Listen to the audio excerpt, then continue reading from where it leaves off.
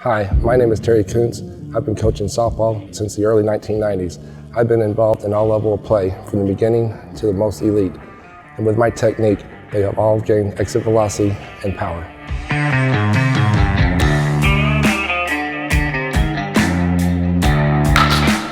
Most softball players are being taught a technique where they finish with both hands on the bat over their shoulder. This provides an unnecessary launch angle on their shoulder through the strike zone. Plus, they have a tendency to roll their wrist and pull their head. Also, when they start facing more elite pitchers, they will not be able to make consistent contact. With my technique, you are level and longer through the strike zone.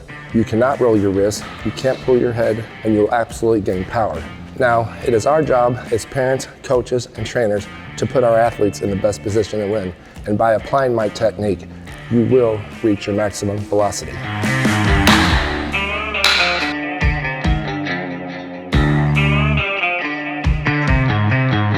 Step 1, eye dominance. When I first get a new student in my cage, what I do is I determine whether they're left or right eye dominant. This is easy to do. You will simply have them hold their hands up like this, look through the hole with both eyes open. Have them shut their left eye.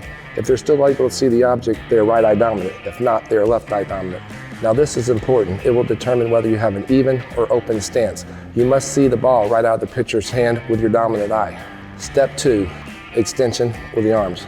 Keep in mind, people thought the world was flat until Columbus sailed around it. You've been told most of the time, keep both hands on your bat. You will lose power. This is true to a point. You must have both hands on the bat on contact. But with my technique, after contact, you will continue to push through the strike zone to the pitcher. You will actually use your strength from your forearm down to your fingertips. With the other technique, you do not use that. You will drag through the strike zone, not utilizing your power here. When my hitters first come in the cage, I tell them to visualize throwing a dart at the pitcher. This will simulate the push. Usually it takes maybe 10 to 15 practice swings until they get used to this technique. Step 3, the importance of their head. I talk to my girls about going shoulder to shoulder. Their chin must be on their front shoulder and it must end on their back shoulder. But you must actually turn your head just approximately 3 to 4 inches. What this will actually do, it will start your hands. You need your hands to be moving before your shoulder opens to apply more force to the ball. Also, it will guarantee that you're watching the ball directly on contact. You're not watching the ball peripheral vision. Step 4, I work on the load. Typically, most of my new students will come in where they'll have a wide stance, and when they swing the bat, they turn and push. When you push, it takes your nose out of hitting position. Hitting position will be directly over your back knee. So what I do to utilize direct force to the ball, your body weight, I have them shorten up to where their feet are approximately 10 inches apart. I have them open up their stance to ensure that their dominant eye will pick the ball up right out of the pitcher's hand. When the pitcher goes into their windup, I have them slowly go back, cross their knees, and then reach to the ball. When I say reach, you must keep your nose over the hitting knee. So when the ball is pitched, you will spin to the ball. You must keep the weight of your body on the ball of your little toe.